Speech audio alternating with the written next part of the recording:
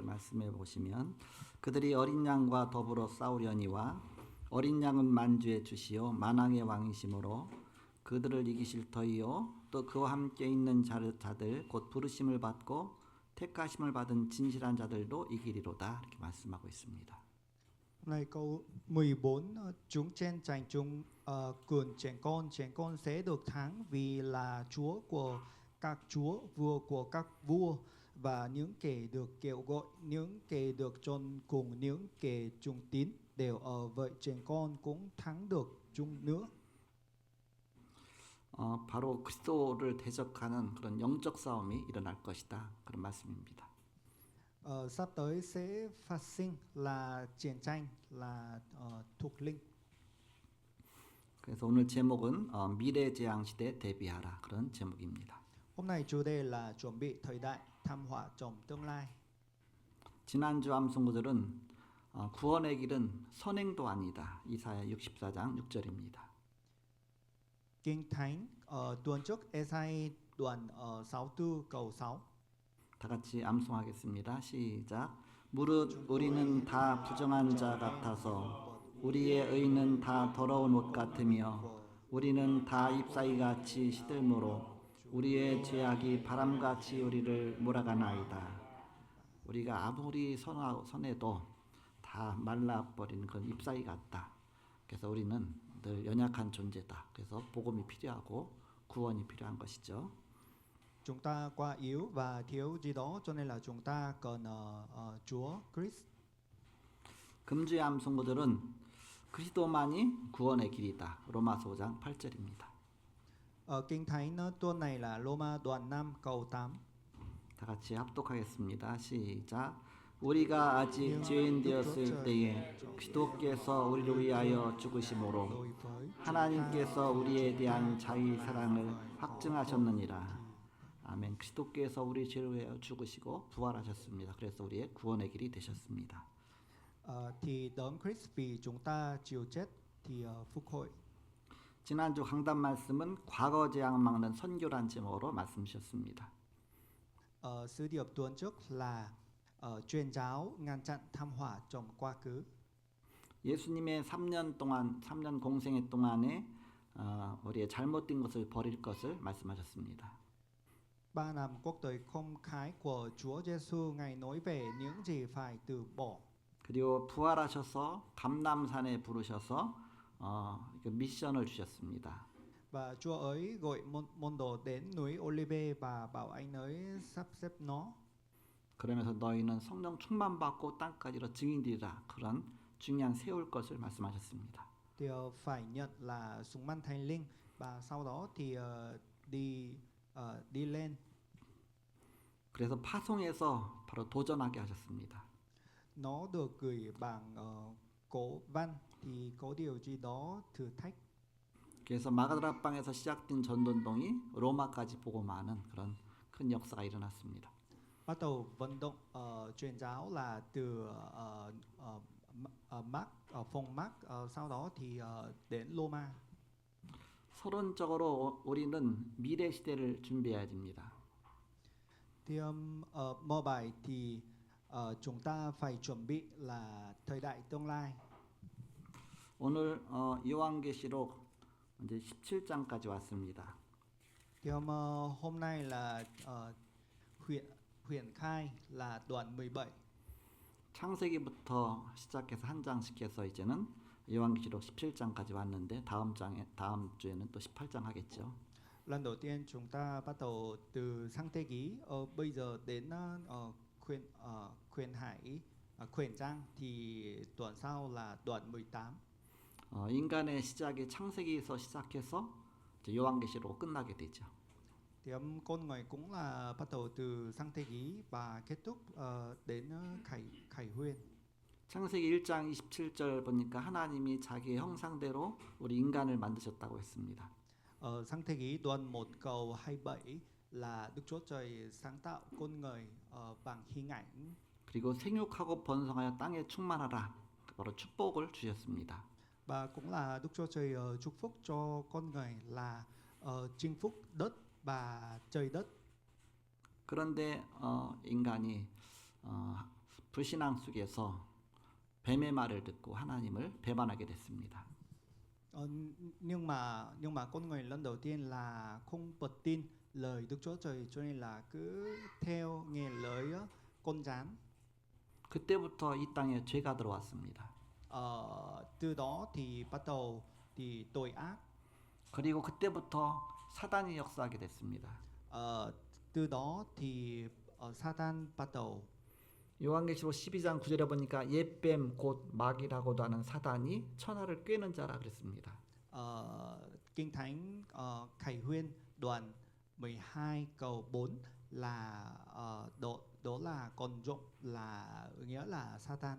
그래서 옛뱀이란 얘기는 아담과 하와를 속인 그 창세기 3장에 나오는 뱀 말하죠. Con rắn đó nghĩa là Sáng Thế Ký đoạn 3 thì nghĩa là Satan. 사단이 뱀의 모양으로 나타나서 인간을 속인 것입니다. Satan thì hình ảnh là con rắn, sau đó lừa dối cho con người. 그래서 인간은 하나님을 떠나게 됐고 그리고 죄에 빠지게 됐고 마귀 자녀가 됐습니다. Từ đó con người lìa bỏ Đức Chúa Trời, sau đó bắt đầu điều ác. 그래서 요한복음 8장 44절에 보니까 예수님께서 직접 말씀하시기를 너희는 너희 아비 마귀에게서 났으니 너희 아비 욕심을 너희도 행하고자 하느니라. 그래서 하나님 만나지 못한 영혼은 마귀 자녀라고 그랬습니다. Giăng đoạn 8 câu 44 nghĩa là chả là Satan, cho nên là con người thuộc về Satan. 이 문제를 해결하기 위해서 우리의 구원자를 보내시기로 하나님이 하셔서 그리스도를 보낼 것을 약속하신 것이 구약의 내용입니다. Để giải quyết vấn đề này là Đức Chúa Trời xuống trên đất, ở đây là tự giải quyết, nó là yếu Kinh Thánh yếu Tân. 구약 성경은 한마디로 말하면 오실 메시아를 말하는 것입니다. Kinh Thánh yêu ước có nói chung nghĩa là Messiah để giải quyết vấn đề này. 그 예언대로 메시아가 이 땅에 오셨는데 그분이 예수십니다. Theo đó thì thật sự là người cứu sẽ đến đây, thì đó là Christ. 그리스도라는 직분을 갖고 오셨습니다. Trực phụ là đấng Christ. 그래서 예수님은 그리스도다. 그래서 우리가 예수 그리스도 이렇게 말하죠. Chúa Giêsu là đấng Christ. 예수는 이름이고 그리스도는 직분을 말하는 것입니다. Giêsu là tên và đấng Christ là chức vụ. 바로 그리스도는 세 가지 직분이 있습니다. Christ có 3 chức vụ. 기름 부음 받은 직분입니다. Thứ nhất là có dấu, cô dấu thì là thứ nhất. 위에서 성령으로 기름 부어서 세운 직분이다 그런 뜻입니다. Từ trời đến xuống thì là sức dấu, thì có nghĩa là thành linh. 구약에 그런 직분이 있었는데 세 종류가 있습니다. Kinh Thánh Tân ước là có 3 chức vụ. 제사장 세울 때 기름 부어 세웠습니다. Là nhà thiền tri là cũng, nếu mà muốn lấp nhà thiền tri là cũng có sử dụng dấu. 선지자 세울 때 기름 부어 세웠습니다. Thầy tề lệ là cũng vậy. 다윗처럼 왕 세울 때 기름 부어 세웠습니다. Vua như David là cũng vậy. 그래서 그리스도는 참 제사장, 참 선지자, 참 왕의 직분을 갖고 이 땅에 오셨다. 그래서 우리가 그리스도라고 부르는 것입니다. Đấng Christ là có 3 chức vụ là thầy tề lệ thật, bà vua thật, bà nhà thiền tri thật.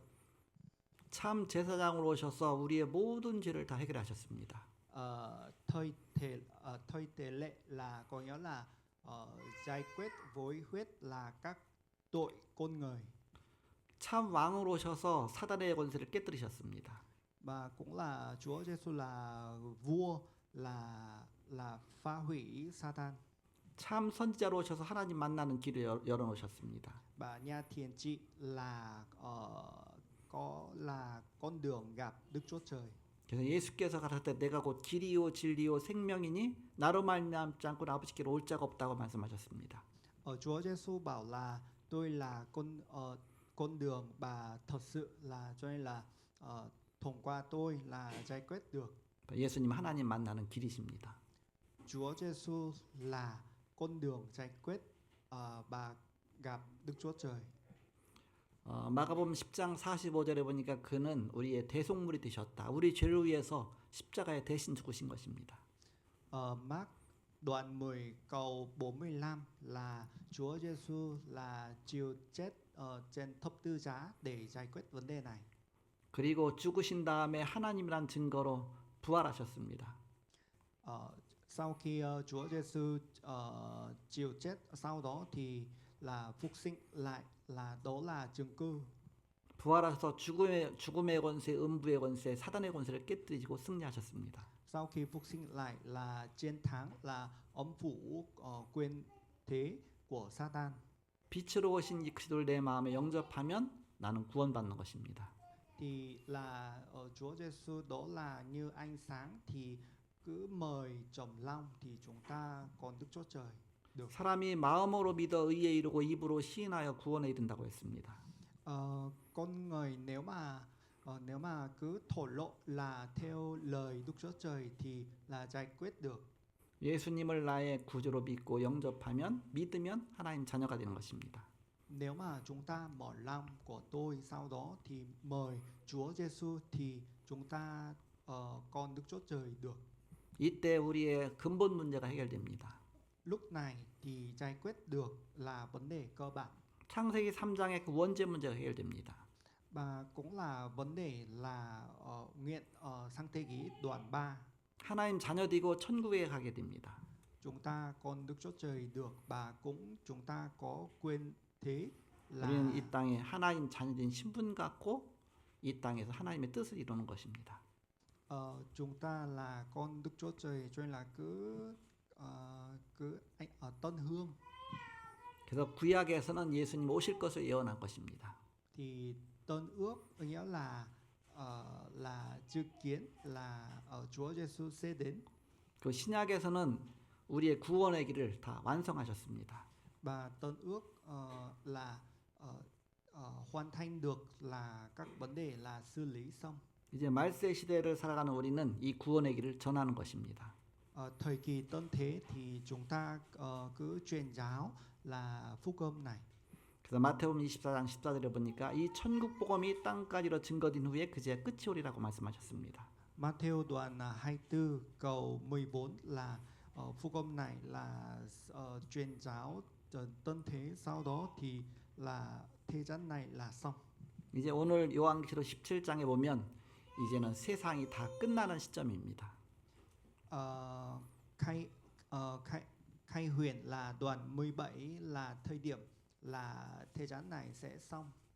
최초의 인간 아담과 하와를 속였던 사단은 끝까지 발악하면서 어떻게든지 예수 믿지 못하게 만들고 지옥으로 끌고 들어가려고 그렇게 발악을 하는 것입니다.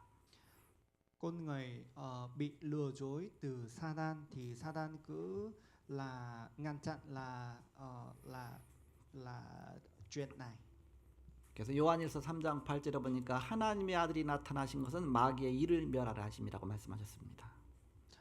Giang thứ nhất là đoạn 3 câu 18 là Đức Chúa Trời sẽ đến đây, đến đất này là như vua.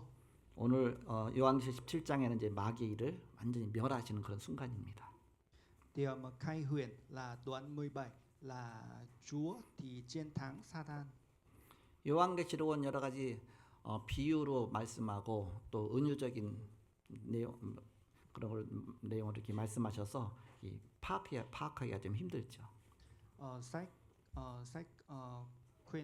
khai huyền là có nhiều nghĩa, cho nên là hơi khó hiểu. 그렇지만 딱 결론을 낼 수 있습니다. Nhưng mà chúng ta kết luận được. 하나님 자녀는 절대 망하지 않는다. Con Đức Chúa Trời là không bao giờ là 예수 sụp đổ. 그리스도는 이미 승리의 왕이시다. Và cũng là Chúa Giêsu là vua chiến thắng. 이런 문제 저런 문제가 와도 절대 두려워하지 말라. Vấn đề này, vấn đề kia là phát sinh, nhưng mà chúng ta không cần rung động. 하나님 자녀는 승리하게 돼 있습니다. Tại vì con Đức Chúa Trời là chiến thắng được. 그것이 오늘 14절 핵심 구절입니다. Thế thì đó là câu 14 là đó. 사단이 여러 조직과 문화와 모든 걸 갖고 막 예수를 대적하고 예수 믿는 사람을 대적하지만 그러나 어린 양 되신 그리스도께서 반드시 이기신다. 그렇게 말씀하셨습니다. Sa-đan chuẩn bị nhiều đó để sụp đổ các con Đức Chúa Trời nhưng mà không sao. 오늘 1절에 보니까 음녀가 나옵니다. Hôm nay câu 1 là có một cô gái. 물 위에 앉은 큰 음녀라고 말했습니다. Cô gái thì đang ngồi trên nước. 사단의 충만한 자죠. Đó nghĩa là sùng man Sa-tan. 인간을 막 타락으로 끌고 가는 것입니다. Thì bạn ấy cứ dẫn cho là điều ác. 세상의 어떤 큰 조직입니다. Đó là tổ chức rất lớn trên thế gian. 우리가 그 정도까지는 알 수 있지만 더 깊이는 그게 누군지는 바로 누군지 잘 모르겠죠. Nhưng mà chúng ta không biết được đó là ai. 그 앞뒤 내용을 쭉 보면 바로 바벨론을 상징하는 하나님의 대적자다. 그 정도로 알 수 있습니다. Nhưng mà nhớ là Babylon là tôi tức Chúa. 그것이 하나의 그 예수 믿는 사람을 막 핍박하고 죽이고 했던 로마와도 같고. Cái này là giống như là chết người và như Roma. 그 큰 나라 바벨론과도 같고. nước lớn là Babylon. 지금도 복음을 방해하는 어마어마한 큰 나라들이 있습니다. Và bây giờ cũng vậy. 그 음녀 역할을 하는 것이죠. Đó là vai trò là cô ấy. 마지막 때는 이런 복음 방해하는 큰 음녀의 심판에 대한 예고가 나온 것입니다. Tiếng là Khai Huyền có thông báo sự phán xét của cô gái điểm vĩ đại. 마지막 때 하나님과 성도들을 대적하는 세상과 사단의 권세가 일시에 무너질 것을 예고한 것입니다. Người ta đã tiên đoán rằng vào thời kỳ cuối cùng quyền lực của thế gian và Sa-tan chống đối Thiên Chúa. 말세로 갈수록 네피림 문화 시대가 옵니다. Thời đại văn hóa Nephilim đang đến. 그 네피림이란 뜻은 바로 우상 숭배자, 자꾸 접신하는 자, 자꾸 하나님께 대적자들을 말하는 것입니다. Nephilim có nghĩa là ngược lại và hay là đối tác Chúa. 사단이 창세기 3장, 창세기 6장 노아 홍수로, 창세기 11장 바벨탑으로 세상에 어마어마하게 거대한 것들을 만들어냈지만 그러나 결국은 다 무너졌습니다. Sa-tan đã tạo một tác phẩm bằng sáng thế ký đoạn 3, 6, 11 nhưng mà tất cả sụp đổ rồi. 그리고 현대 기술을 갖고 3차 산업을 장악했습니다.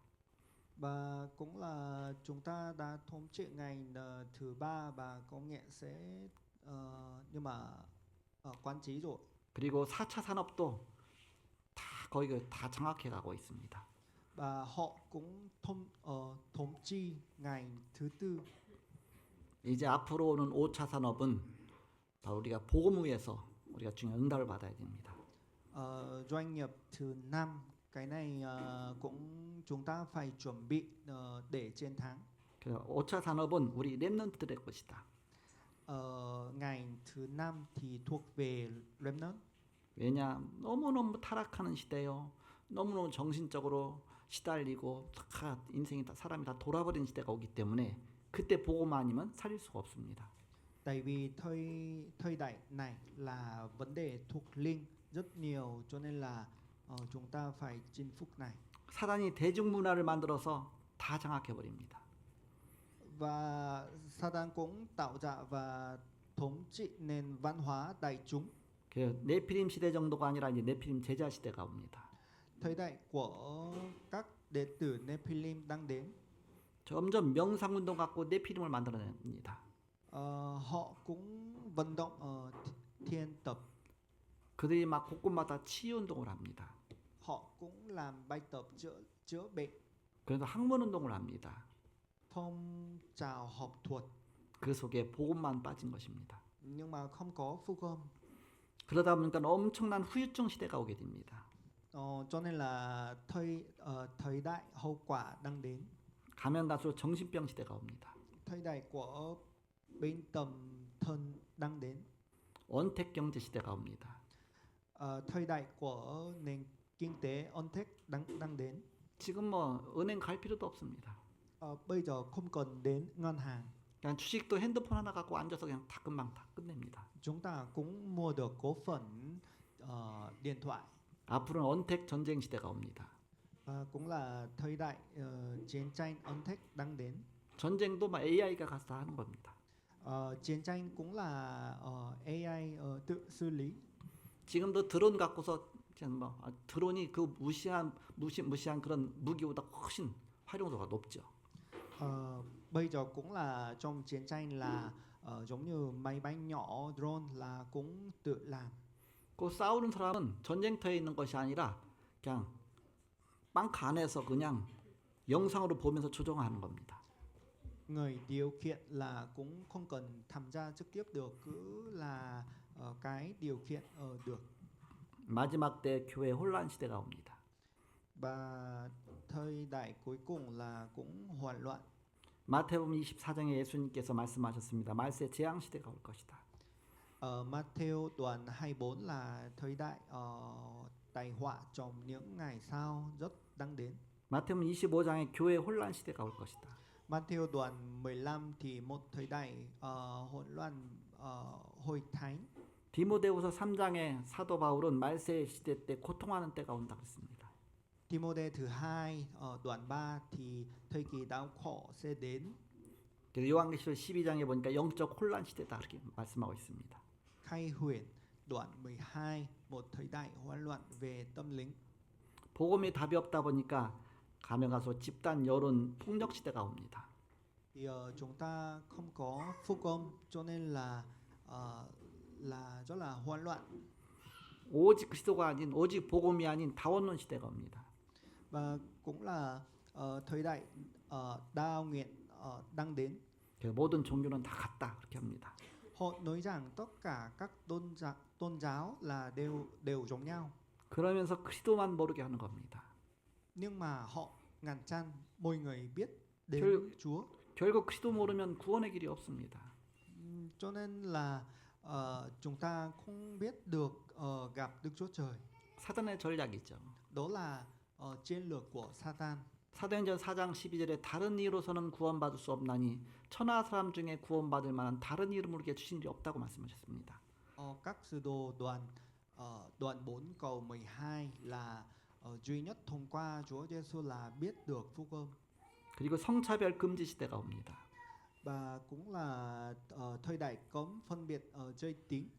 그리고 종교 차별 금지법이 만들어지고 있습니다. Một luật cấm phân biệt tôn giáo. 이게 사단의 전략입니다. Đó là chiến lược của Satan. 지금 유럽 같은 데는 종교 차별 금지법이 만들어져서 예수 그리스도만 말하면 법에 걸려가게 돼 있어요. Bây giờ châu Âu đang áp dụng là luật cấm phân biệt tôn giáo giới tính, cho nên là không dám nói được. 오직 예수 믿어야 구원받는다 그러면은 다른 종교를 차별한 게 되기 때문에 그것 때문에 또 고소하면 걸려가는 겁니다. Nếu mà chúng ta cứ nói duy nhất Chúa Christ ở châu Âu thì cái này là vi phạm được. 성전 하나 갖고서 남자와 남자가 둘이 나와서 결혼한다고 하면 당신 동성애이기 때문에 줄이 안 서준다 그러면 고발을 해버리면 이게 차별 금지 때문에 이렇게 완전히 그렇게 되는 것입니다. Nếu mà hai con trai thì kết hôn thì như vậy, sau đó thì nếu mà một người ta thì từ chối, cái này là vi phạm, cho nên là có thể được vào tù. 그러면서 복음 막는 연합 단체가 만들어집니다. Và cũng một tổ chức chúng làm ngăn chặn phúc âm. 뭐 지금 WCC니 뭐니 다 연합 단체 사실 복음 부정하고 있거든요. Tổ chức như WCC là kiểu đó thì cái này là cũng ngăn chặn phúc âm này. 그 복음만 막는 연합 정부 시대까지 나온다 그랬습니다. và cũng là một tổ chức chính phủ là ngăn chặn phu công. 그래서 마지막에 적그리스도가 출현한다. Tân thế thì là kẻ phản Christ xuất hiện. 그리스도를 반대하는 적그리스도가 그리스도인 것처럼 해서 엄청난 능력을 행하면서 내가 그리스도다 하고 나타나는 것입니다. Họ kẻ phản Christ là giả vờ là có năng lực lớn. 그러니까 거의가 거기에 다 속아 넘어갔죠. Thì đa số người là bị lừa dối. 그래서 여기저기서 적그리스도가 나타나는 것입니다. Cho nên là chỗ này chỗ kia là xuất hiện kẻ phản Christ. 물론 지금도 내가 예수다, 내가 그리스도다 그런 사람들이 많아요. Hiện tại là cũng có một số người là tôi là Chúa Giêsu. 뭐 문선명도 그리스도라고 그러고 안사원도 자기가 하나님이라 그러고 엄청나게 많습니다. Một số người là ở Hàn Quốc Bun Son Myung là cũng tôi là Chúa Giêsu. 우리는 본론으로 마지막 때 영적 싸움의 실제 준비를 해야 되겠습니다. Cho nên là chúng ta phải chuẩn bị là chiến tranh. 첫째로 묵상 시대의 주역이 돼야 됩니다. Thứ nhất trở thành nhân vật hàng đầu trong thời thiền định. 명상과 묵상은 다릅니다. Thiền định và ngầm lời là khác nhau. 명상은 깊이 들어가면 결국 귀신하고 접하게 됩니다. Thứ nhất là thiền định là cái này, nếu mà thiền định sâu thì cái này là gặp được là kiểu thân tâm linh. 묵상은 바로 하나님과 만나는 것입니다. Nhưng mà suy ngẫm là lời Đức Chúa Trời, cái này là gặp Đức Chúa Trời. 하나님 어떻게 만납니까? Gặp như thế nào? 기도로 만나죠. Thông qua cầu nguyện. 우리는 기도로 묵상하는 것이죠. Cho nên là chúng ta cứ suy ngẫm thông qua cầu nguyện. 물론 무당도 기도 더 많이 합니다. Nhưng mà là người tôn giáo khác là cũng cầu nguyện nhiều.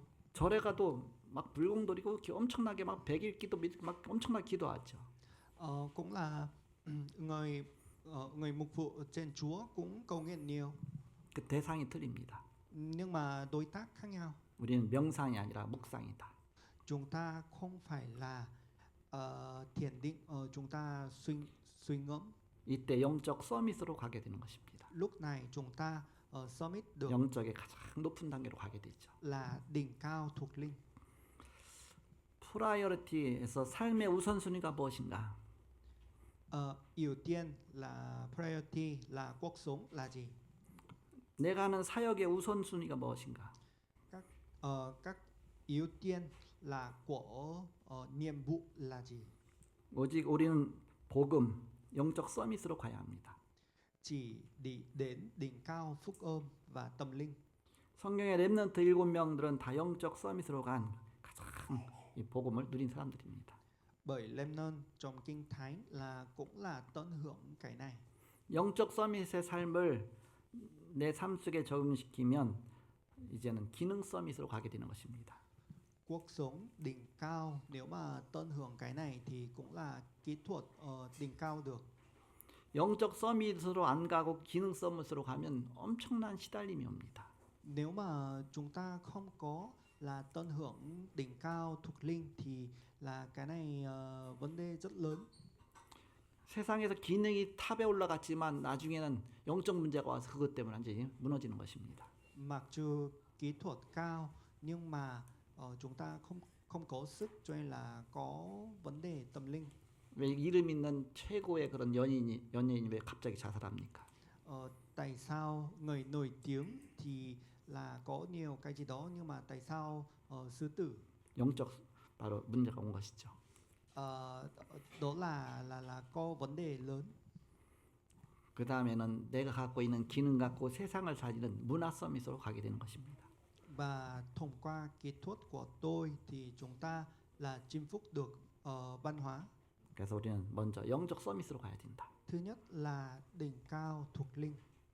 두 번째는 300% 시대의 주역이 되는 것입니다. Thứ hai, trở thành người dẫn đầu trong thời đại là 300%. 우리가 기도를 계속하면 내가 오직 할 것이 보입니다. Nếu mà chúng ta tiếp tục cầu nguyện thì chúng ta nhìn thấy được 내가 어떤 일에 오직 내가 그걸 붙잡겠느냐. sự duy nhất xuất hiện. 하나님이 기도할 때 보여주시는 것입니다. Chúng ta khi mà cầu nguyện thì nhìn thấy được 그리고 유일성이 보입니다. và cũng nhìn thấy là duy nhất. 유일성에 응답받으면 아무도 따라오지 못하죠. Nếu mà chúng ta có ứng đáp duy nhất thì không có ai đi theo được. 그러면서 세상 살리는 재창조의 그런 시스템까지 나오는 것입니다. Và tiếp theo là sự tái tạo xuất hiện. 그래서 only, unique, recreation 시스템을 만들어내는 것이다. Thế thì tiếng Anh là sự duy nhất, sự tái tạo là hệ thống. 그래서 전문성을 우리는 떼야 된다. Cho nên là chúng ta là phải xuất hiện là kỹ năng 그 현장에 맞는 현장성을 떼야 된다. và cũng là chuẩn bị là hiện trường. 그럼 지속되도록 시스템을 준비해야 된다. Thế chúng ta phải chuẩn bị hệ thống là để tiếp tục. 그 전문성 100%, 현장성 100%, 시스템 100%, 300% 응답받아라. Là truyền ngành 100%, hiện trường 100% và là tâm linh 100%. 렘넌트 7명이 이렇게 준비한 것입니다. Bởi Lemnon cũng chuẩn bị như vậy. 우리 성도들은 학생 같으면 학업 300% 준비하라. Nếu mà tôi là học sinh thì cũng chuẩn bị là học tập 300%. 직업도 산업도 전도도 이렇게 하라. Doanh nghiệp là kinh doanh là cũng chuẩn bị như vậy. 선교도 이렇게 하라. Truyền giáo cũng chuẩn bị như vậy. 300% 응답받는 것입니다. 300% chúng ta có ứng đáp được. 마지막 세 번째입니다. Cuối cùng thứ ba, 이제 우리는 후대 살릴 수 있고 교회 살리는 주역이 되어야 됩니다. chúng ta có thể cứu các hệ thống tương lai và trở thành nhân vật hàng đầu trong việc cứu hội thánh. 직장에서 교회에서 현장에서 이걸 만드는 것입니다. Ở nơi làm việc và hội thánh và hiện trường thì chúng ta phải chuẩn bị. 바로 성전에 있던 삶들입니다. Và nhà hội là có 3 hành lang. 아픈 자 치유하는 치유의 뜰입니다. Thứ nhất là hành lang là chữa bệnh.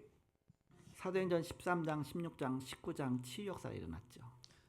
Công vụ các sứ đồ là đoạn 13, 16, 19 là có chữa bệnh. 다민족 우리나라에 많이 와 있는데 다민족을 살리기 위한 이방인의 뜰입니다.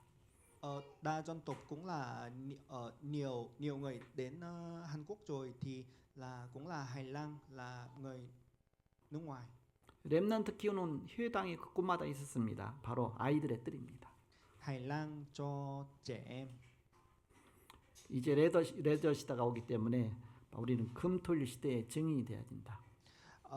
Thế thì sắp tới là thời đại leisure sẽ đến, cho nên là chúng ta chuẩn bị là ngày thứ 6, thứ 7, chủ nhật. 말씀과 기도와 전도의 증인으로 가는 것입니다. Thì chúng ta phải làm chứng nhân là lời Chúa và cầu nguyện. 그래서 후대를 위해서 한 가지를 선택하라.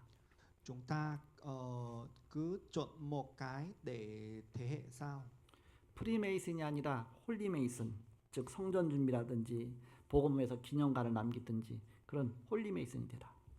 Thứ nhất là chúng ta không phải Freemason, là chúng ta chọn là Holy Mason, là chuẩn bị nhà thờ hay là để lại đài tưởng niệm.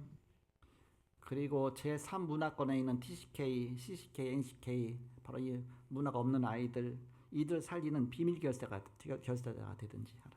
Và cũng là các trẻ con văn hóa thứ ba là TCK, CCK, NCK là chúng ta là cũng chuẩn bị. 그리고 렘넌트 키우는 렘넌트 미니스트리가 되라.